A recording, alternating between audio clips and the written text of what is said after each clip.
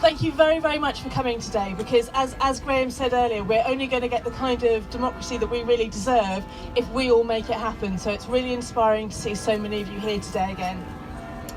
There's a very real sense of anger in British politics at the moment. There's anger that people aren't being listened to. There's anger that our health service is failing, that our schools are being underfunded, and that when things go wrong, there's just no accountability. Our political system didn't start the fire that killed so many people in Grenfell Tower, but it did let down the people that lived there. It did absolutely nothing for them. They raised concern after concern, and no one listened. And the reason that struck such a chord with me and with so many other people is because there are so many people living in similar conditions whose concerns are being ignored by our politics.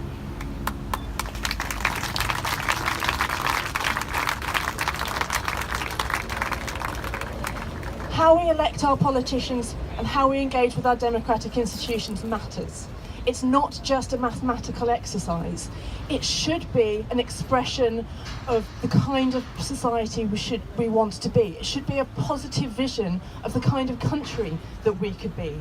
Instead, far too many of us are left with the unenviable choice in a polling station of voting for the candidate that we least dislike.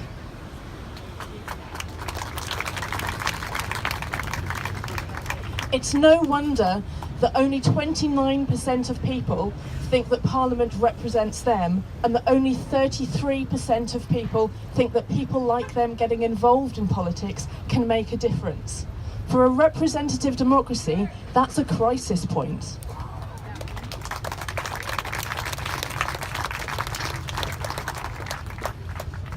First past the post takes choice away from voters. It takes power away from voters. It's voters rather than political parties that have to make concessions on the issues that matter to them. And I, for one, have had enough. Yeah.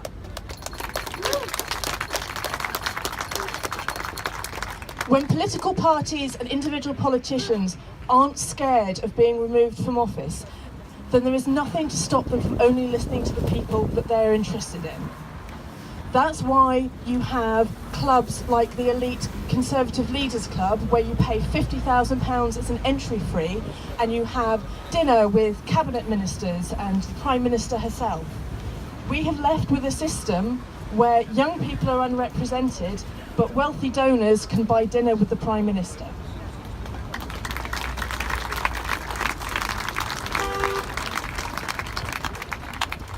It's for this reason that Unlock Democracy is launching a radical new grassroots movement to take back control at both a local and national level.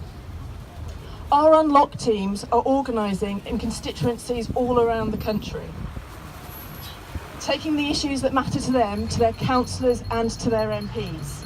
Whether politicians are in a safe seat or not, they're going to know what matters to us.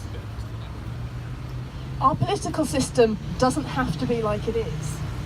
It doesn't have to just be about casting a vote in an election or a referendum every few years, even if it does feel that we have rather a lot at the moment. We must reinvigorate our democracy, and it must be about putting power in the hands of people. The time to act is now.